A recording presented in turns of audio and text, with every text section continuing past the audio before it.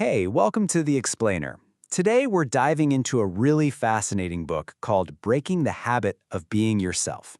It lays out this powerful step-by-step approach to personal transformation. And that's what we're going to do today.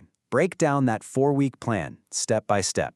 So everything we're about to get into, it all really boils down to this one central question. What if you could really change your personality, and by doing that, change your entire reality in just 28 days? Sounds pretty out there, right? Well, let's break down exactly how this framework says it's not just possible, but repeatable. Okay, so before we get into the nitty-gritty of the weekly steps, we have to get our heads around the core idea here. Because this isn't just, think positive and everything will be great. No, this is about a very specific, repeatable process. And it all kicks off by looking at meditation in a whole new light. Right, so when this book talks about meditation, it's really important to know we're not talking about just emptying your mind or chanting Om. It's actually a very active process. The whole goal is to consciously pull your attention away from everything, and I mean everything outside of you. Your environment, your body, even your sense of time. Why? So you can finally access the subconscious operating system that's running the show. And this is where it gets really cool, because there's some actual brain science to back this up. See, for most of our day, our brain is humming along in a beta brainwave state. Think of this as survival mode. It's high alert, it's analytical, it's constantly focused on the outside world.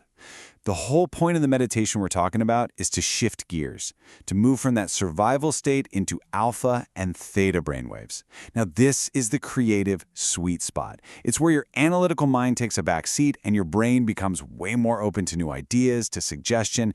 Basically, it's where you can start to create real, lasting change. So here it is. This is the roadmap for the whole 4-week journey. And you can see it's a really logical flow. Week 1, you're just learning to open the door. Week 2, you start pulling the weeds, getting rid of old patterns. Week 3, you dismantle the old you. And finally, in Week 4, you get to create and live in your new future. So let's dive into Week 1. All right. Step 1, open the door. This first week is all about one thing, and it's maybe the most important skill in this whole process. It's learning how to get into that sweet spot, that creative state where change is even possible. But how do you actually do that? How do you literally switch off the outside world with all its distractions and the constant chatter in your own head? Well, the answer is a specific technique called induction. Okay, so what is induction? It's actually pretty simple. It's using techniques like a body part scan, where you just focus your attention on different parts of your body one by one, or simply focusing on your breath. The goal here isn't to force anything. It's to gently withdraw your attention from all those external distractions. You're basically telling your body and your analytical mind, hey, it's safe to relax now. And when you do that, you create this incredible internal environment where you can actually get to work on rewiring your brain. And you gotta understand, this isn't just some fluffy warm-up exercise. Induction is the key. It's the essential doorway to your creative potential. Seriously, if you don't get this part down, the other steps just won't work. Okay, so once you've gotten the hang of opening that door to your inner world, it's time for step 2, pruning the past. Think of it like this. You can't build a beautiful new house on a foundation that's covered in junk. You've got to clear out the old stuff first. And this week is all about some radical honesty with yourself.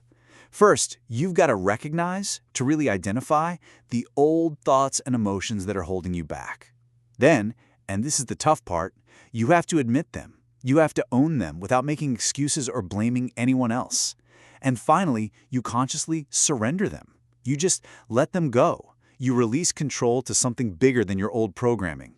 Okay, so that leads us right into the next phase. The idea here is to dismantle the memory of that old you. You do that by becoming an observer of your thoughts, not a reactor to them. So you've surrendered these patterns in meditation, right? Now, the next step is to start noticing them in your daily life. You see that old thought or feeling pop up, but instead of getting sucked in, you just watch it, like you're watching a movie. And this is so powerful.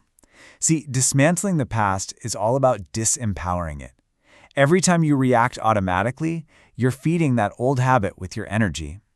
But when you just observe it without reacting, you're basically starving it of its power. And guess what happens? You free up this immense amount of energy that you can now use for creating the future you actually want. All right, so the demolition is done. The old junk is cleared out. Now comes the really fun part. Step 3. Build the future.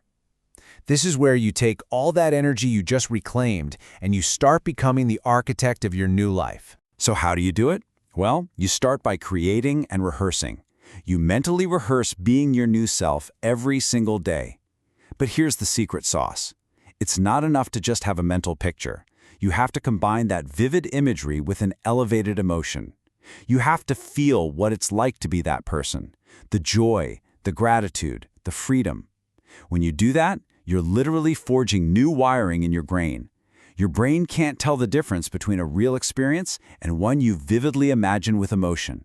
And then you top it all off by practicing gratitude, feeling thankful as if your future has already happened. And this is a complete game changer. It means you don't wait for something outside of you to happen to feel happy or successful. You don't wait for the future. You embody it now.